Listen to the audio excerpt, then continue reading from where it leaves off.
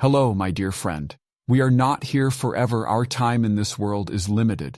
You've probably heard the phrase memento mori, meaning remember that you will die. We live in a world where everything is temporary, at least for us. So, is there a guaranteed way to enjoy life more and increase our joy for living? I can't promise you a magic formula, but I can share some methods that have worked for me and for others I have worked with. If you're ready, let's begin. I've noticed something interesting. People who claim they have no joy in life often already have many of the factors that contribute to happiness. So, what's stopping them from feeling it? The problem is that even when we start out with excitement and originality, over time, we turn our lives into a series of musts and mathematical formulas. What do I mean? We start believing that everything we do must have a purpose or a measurable outcome. If we meet friends, we think about networking. If we pick up a hobby, we wonder if we can turn it into a career. If we read a book, we expect it to make us smarter. But when we start treating everything as a means to an end, life becomes robotic. It feels like we are obligated to do things rather than choosing them freely. Now, take a moment to think. Are there things in your life that you do just because they make you happy without any real benefit? Maybe you love taking long walks, sitting in the rain while listening to music, or having silly conversations with a friend. Perhaps you enjoy gossiping about unimportant things, talking about football, or simply doing something pointless just for fun. The most joyful moments in life often come from small things, things that don't necessarily bring productivity or material success. The smell of a flower, feeling the warmth of the sun after a long winter, or hearing a song that makes you emotional. These moments don't offer a tangible benefit, but they keep your spirit alive. If you want to sustain your joy for life, you must allow space for things that simply feel good. Modern society has a strange obsession. Everyone sees themselves as special. Of course, we all have unique qualities, but sometimes this feeling turns into a narcissistic illusion. People begin to believe they are entitled to the best of everything, beyond the rules of nature or fate. But here's the truth. We are no different from an ant, a tree, or a cloud. The more we embrace being part of a greater whole, the easier it becomes to accept life's natural flow. So, if we are not special, then what are we?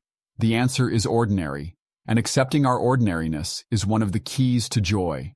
Just as the seasons change, leaves decay, trees are struck by lightning, and animals suffer misfortunes, we too will face hardships.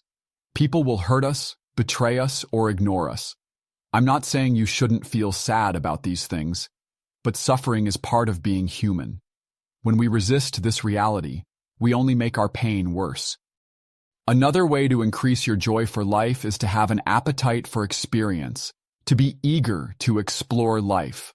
Our brains are made of billions of neurons that crave stimulation and new experiences. In today's world, appetite sometimes has a negative connotation, as if wanting more is a bad thing.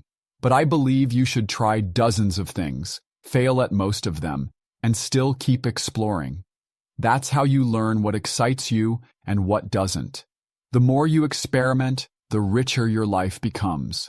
Some people prefer a safe, one-track life. Let them criticize you. Let them judge you. But don't let them stop you from trying new things. Over time, you will discover the experiences that bring you the most joy. Speaking of modern society, we are often taught to pursue vertical progress. Western culture, especially American culture, pushes us to always move upward. If you open a successful business, the next step is to expand, open more branches, and chase endless growth. But is that really the only way? Why do we assume that success means always scaling up? Instead of vertical progress, I believe in horizontal expansion. Once you reach a certain level of skill, instead of chasing more, why not go deeper? Instead of constantly increasing your numbers, why not improve the quality of what you already have? This is why I don't rush to open multiple psychology centers or write countless books. I enjoy being present in my work instead of turning everything into a numbers game. People ask why I don't do a TV show or publish internationally. My answer? Because I don't feel like it. Sometimes staying where you are and fully enjoying it is the best choice. Now, I need to be honest. I've made many videos about toxic and narcissistic people because I've worked with people who have suffered intense psychological abuse. However, I later realized that not everyone has experienced this level of trauma. Still, I've noticed a trend. Even those who haven't been deeply hurt tend to cut people out of their lives over tiny mistakes. When we become too unforgiving, we end up isolating ourselves, and loneliness only creates more loneliness. No one is perfect. If you find a flawless person, introduce me to them. The reality is, even the people we love most will sometimes disappoint us. Unless someone is causing you serious harm, it's often better to let small things go. If you are living the same 24 hours every day, you are not really living. When life becomes too repetitive, joy fades. But this doesn't mean you need to be constantly productive. You just need to find ways to break the routine every now and then. My mother, for example, is over 60, but she recently started knitting little animal dolls and pen holders for my nieces and nephews. She learns these new skills online. Every time I visit her, she has tried a new recipe or a new craft. These small things bring her joy, and they can do the same for anyone.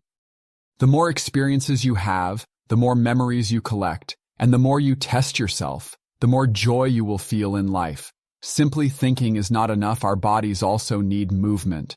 Sweating, exercising, and physically challenging yourself can make you feel alive. One thing I've noticed about exercise is that it forces you into the present moment. When you are lifting weights, running, or moving your body, you stop overthinking. After a good workout, I feel more energetic, more motivated, and even the way I speak becomes more lively. You should challenge your body too, not just for health, but to increase your joy for life. Finally, a slightly controversial topic: spirituality.